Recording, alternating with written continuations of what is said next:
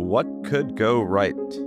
I'm Zachary Karabell, the founder of the Progress Network, joined as always by Emma Varvaloucas, the executive director of the Progress Network. And this is our weekly progress report, where we look at news of the world that you likely will have missed. Emma, what have you found for us this week? We're going to start with a strong statement from the World Health Organization, which is that women are more likely than ever to survive pregnancy and childbirth. Who could argue with that? You actually can. We're going to get there Who eventually. could? But we're going to Yes. do the good news first. Between 2000 and 2023, the global maternal mortality rate dropped by more than 40%. In absolute numbers, it nearly halved. So nearly 500,000 maternal deaths in 2000, and that was down to about 250,000 in 2023. It is very few countries in the world where trends are going in the wrong direction.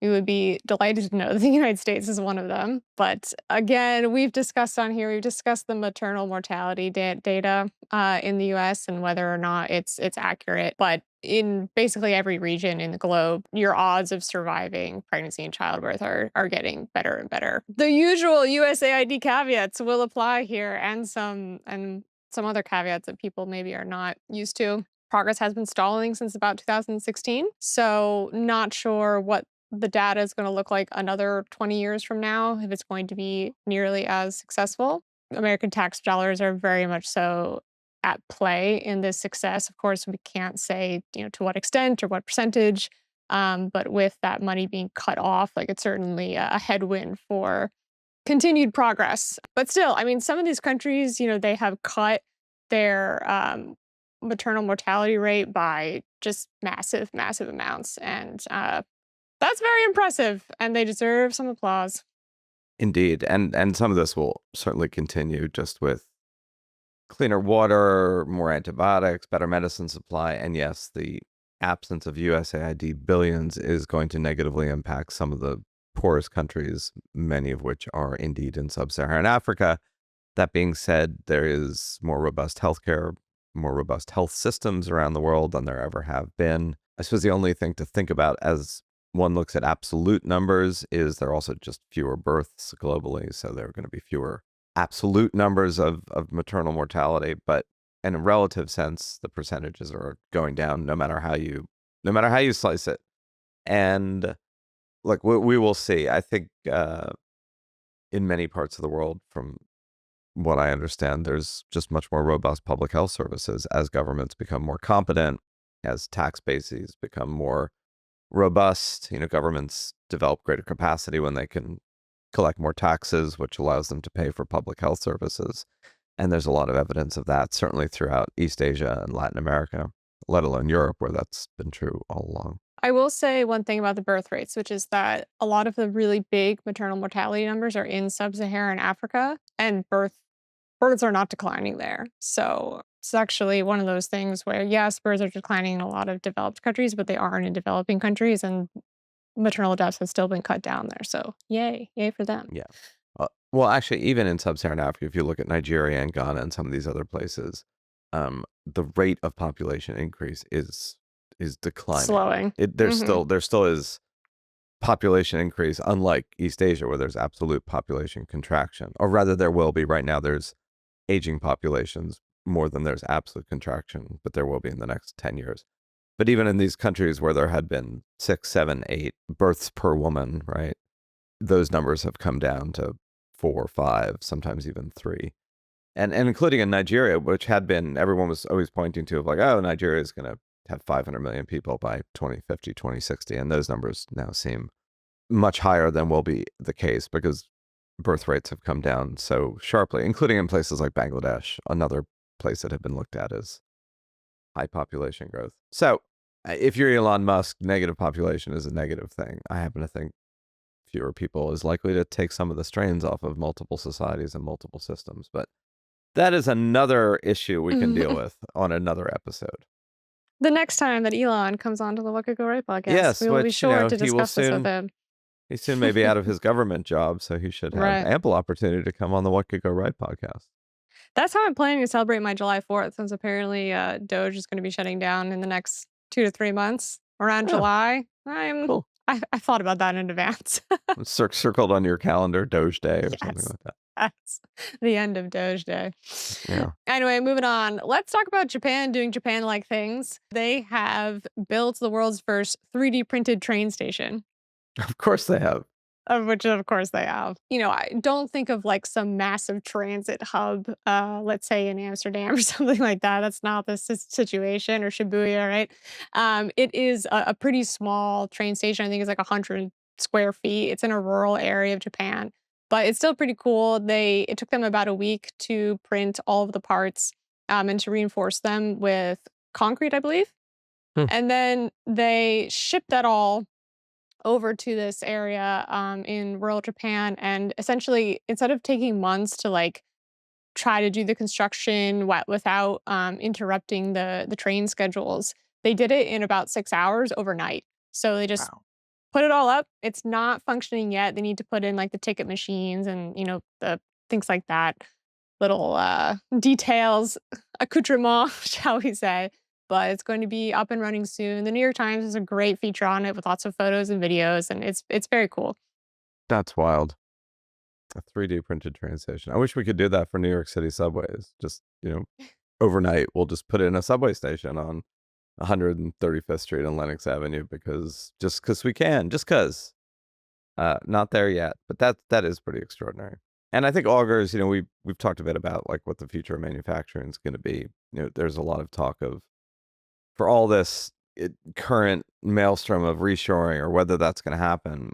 There's a lot of people have been saying, irrespective of whatever these efforts are, that by the mid 21st century, you're going to have a lot of just local production done in 3D printing, which will obviate some of the need for the trade of certain goods. I mean, we can't yet make matter. It's not like the Star Trek, whatever those things are. They, tell them to make food and it does. Like we can't make uranium or we can't make rare earths yet, but we can certainly change the way we produce things in a really intensely dramatic fashion. So that's very cool. Yeah, we can't produce rare earths, but AI is helping us identify spots where we didn't know critical minerals were. So that's kind of, Right. you That's cool know, too. heading in that direction. I wanted to add too, I forgot to say this when I was talking about maternal mortality. In the United Kingdom, the first woman that has undergone a womb transplant has given birth. This is also really interesting. About 25 years of pioneering medical research brought us to this moment. Yeah, she has a 5-week-old baby called Amy Isabel, and her womb was donated to her by her sister. Oof, that's intense. Wild. Wild. Huh. That is real family love. You know what I'm saying? Wow. Presumably her sister had no further use for it. I mean, I'm assuming. It was actually taken from her in the dead of night by the Japanese train station printers. Um, no, her sister's older. She's in her 40s and she already had 2 kids, so I'm presuming that she was done with it, so to speak. You remember that old bad joke? What's the best thing about being a test tube baby? No. Womb with a view. Oh, God. Okay, on No, that. I did not. I didn't. That was not on my radar. Okay, good. All right, on that dad joke note, let's move on to the We're next gonna move on. item. So I think it was last week that I was talking about electrifying construction sites, and I'm sorry, but we're going to talk about electrifying something else today because I'm in the Netherlands. I'm sorry, I'm on this kick of like enjoying everything being electrified. So I'm going to talk about electric buses in the Netherlands, where I am. They're one of the leaders in the European Union. All new city buses are now electric, along with Finland and Iceland. But before we get into like, oh, it's the usual people doing the usual climate thing, actually, electric buses are gaining ground in a lot of places all over the world. People probably know about China. I think it's 80% of their public bus fleet is now either battery electric or hydrogen fuel cell buses. And they're also just manufacturing tons of e-buses on the cheap that are now all over Latin America. Both Chile and Colombia are aiming for all new bus sales to be electric by 2035. Both of those capitals, as well as Sao Paulo in Brazil and Quito in Ecuador, they already have bus fleets that are in the thousands, which is cool. There was some talk of putting artificial noise on urban electric buses because one of the only downsides of electrifying your bus fleet in cities is they're so quiet that there was somewhat more accidents, like with bikers and others, because you couldn't hear the Yeah. bus coming Yeah. up. I think I mentioned a couple weeks ago on this podcast that I was biking recently in the Netherlands and I didn't hear the bus like coming up behind me until it had basically passed me, which of course is not an issue here because like there's separate bike lanes that are completely safe. But if you're not in that kind of environment and most people outside of the Netherlands are not, I could definitely see needing to be very careful around these vehicles. You can't hear them. You Yeah. cannot hear them. It's so eerie. The first few times you're like, whoa, that's a very Yeah. large object making no noise. Yeah, exactly. But, they're cool, like, I love charging my phone on them, it's really convenient. I saw one, like, top up at a bus depot the other day, and the battery just, like, pops out of the roof and connects to overhead electricity, and it's not how they do, like, the full recharging, but when they just need, like, a little extra juice in the middle of their run, they just do that. It was very cool. But anyway, yeah, electric buses all over the place. India's also looking to expand their fleets. Delhi just announced a few days ago, actually, that they're going to transition into electric buses, and Mumbai is trying to go all electric by 2027. Jakarta now has 300 e-buses in their fleet. They're trying to go all electric by 2030. Seems unlikely, but they are making a push for it, and even some capitals in Africa. So Kigali in Rwanda just received their first batch of e-buses, or actually, they're about to receive their first batch of e-buses in May.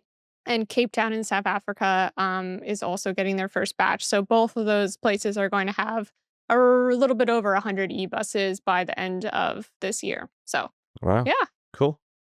they're coming. They're coming. They're They're coming. coming. So please tune in to our longer form interview podcast in addition to this progress report. Thank you for listening. As always, send us your stories if you have stories that you think we should highlight that we have not noticed. They can make their way into the newsletter, into the podcast. We will credit you accordingly. There's a email box at the progressnetwork.org website, and probably can do it through Instagram messaging, multiple ways of reaching us. I want to thank you for listening. Thank you to the Podglomerate for producing. Thank you to the peeps at the Progress Network for dredging up such good news. And thanks to Emma for co-hosting. And we'll be back with you next week. Thanks everyone for listening.